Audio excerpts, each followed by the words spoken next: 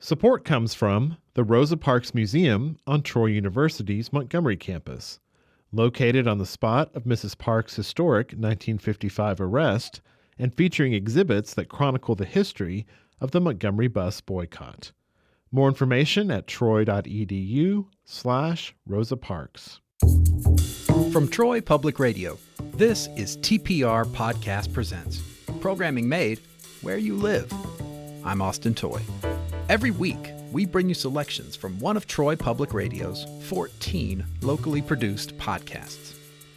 There is something magical about the human voice as an instrument, so expressive, so versatile.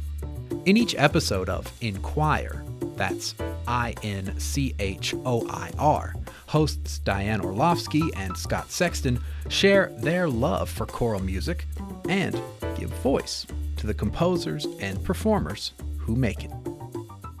InChoir kicked off a new season last week with a conversation about a new album titled Anam by the choral group Apollo 5. Let's listen to a preview of the conversation and the music of episode 1. Now we are pleased to be joined by Penelope Appleyard, acclaimed British soprano, member of Apollo 5, and arranger for one of the album tracks. Penelope, thanks for joining us today. Oh, it's my pleasure. Thank you for having me. We are really impressed with your expansive performance portfolio, both as a soprano soloist and as a member of Apollo 5. You know, I think oftentimes musicians may choose a lane or a musical niche, but your work seems to span a wide array of music. Can you tell us how you've been successful in the multifaceted part of your career? I think I've been very lucky to get involved with a group that means I can look at different genres and different styles. I've always had a real love for early music, and you've probably seen that a lot of my career has been as a specialist in early music, Renaissance and Baroque, that kind of thing, especially as a soloist and a small ensemble singer. But ever since I was a teenager, I have absolutely loved pop music and especially country music actually as well. And, I used to just want to be a pop singer at that age. And desperate for singing lessons, and said I didn't want to be turned into a classical singer. And look where we are now. So, look where you are, right. I know. So I just really love both types of music. Couldn't really pick a favourite. So Apollo 5 is a wonderful group for me to be part of, because it means I get to do both. So the challenges of focusing on, you say, early music, and then this wide range all the way up to setting pop. Can you talk just a little bit about the different challenges vocally that you have to bring to that? Yeah, it's quite interesting going from one to the other. And actually that's something I really love, is the fact that I can be singing some Renaissance polyphony 1 minute, and then the next song is something of a completely different style. I think as long as you have learnt using the same basic technique, it's possible to do both without doing any damage. I think I probably use less technique when I sing pop music. you come off the voice a bit and just sort of sure. But as long as you're singing it in a healthy way, I think that's totally fine. So I want to talk about some of the folk music, and you guys, Apollo 5, just recently launched an album in January 2025 named Anam. On this album, there's a perfect example of your ability to excel in many facets of music. Is your arrangement Wildflowers by Tom Petty, later covered by the Waylon Jennings. And to me, you have magically captured the essence of folk music for the choral stage in this piece. Can you talk to us about this arrangement? Oh, thank you. I'm really proud of that arrangement, mainly because I can see that it makes audience members smile when we sing it, which is really lovely. It's just one of my favourite songs. I just never get bored of hearing it. I never get bored of listening to that song. And I think I love singing in that style. It has a lot of bluegrass kind of country vibes to it, which is something I really enjoy. But then, as you say, I can maybe bring a choral kind of element to it as well. It was a song that I haven't known for that long, maybe a few years, but it has rocketed to the top of my list of favourite songs. And I think when I enjoy singing along to it in the car, and thought, this is something Apollo 5 should do. Does the lyric catch you? Does that what pull you in, the lyric of the piece, or is it just a combination? It is a combination. I think lyrics are very important to me, actually. I studied poetry and creative writing, do a lot of songwriting and things.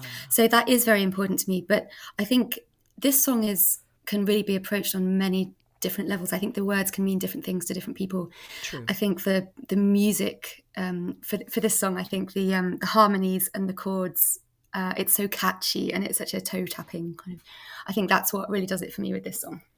Yeah, could you perhaps walk us through your creative process for arranging this particular piece, adapting from a folk song to this lovely arrangement, but especially for a small ensemble?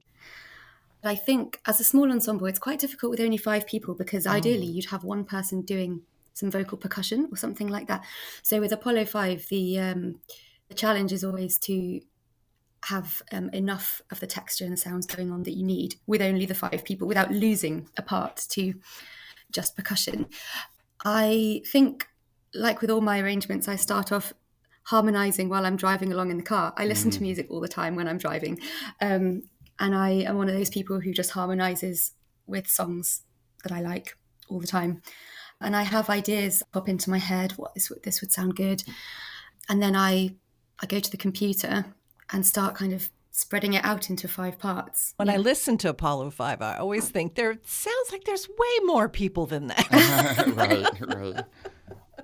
Yeah, that's quite a fun thing about this particular group. Even though it's quite small, we really try to open out quite a lot. And that is some feedback that we get quite a lot, that it sounds quite big at times. It does. Yeah. Well, we're going to take a moment now and listen to Wildflowers, arranged by our guest today, Penelope Appleyard. You belong among the wildflowers. You belong on a boat out at sea. Sail away, kill off the hours. You belong somewhere you feel free. Sail away, go find a lover. Go away, somewhere bright and new. I see no other that compares with you. You belong among the wildflowers. You belong on the boat out at sea. You belong with your love on your arm. You belong somewhere you feel free.